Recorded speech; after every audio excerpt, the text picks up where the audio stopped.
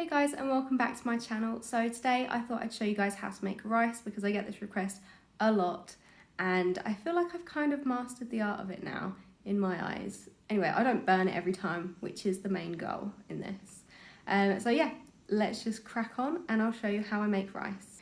To make the perfect rice, it is 1 part rice to 2 parts water. I don't let it soak. I don't leave it for a half hour and then drain it and use fresh water. I do none of that. I literally just whack it in, put it to boil. Once it starts boiling, then turn it down to a simmer. Keep an eye on it and keep mixing it because you don't want it to stick to the bottom. And then once you think all the water's absorbed into the rice, you're just going to take it off the heat and leave it to steam. So you need to make sure you have a lid on, and then that will finish the cooking process. And then once that's all done and you're ready to serve it, just go through it with a fork to loosen up all of the little bits of rice. And that is the easiest and the quickest and the most simple rice. I promise it works every time for me.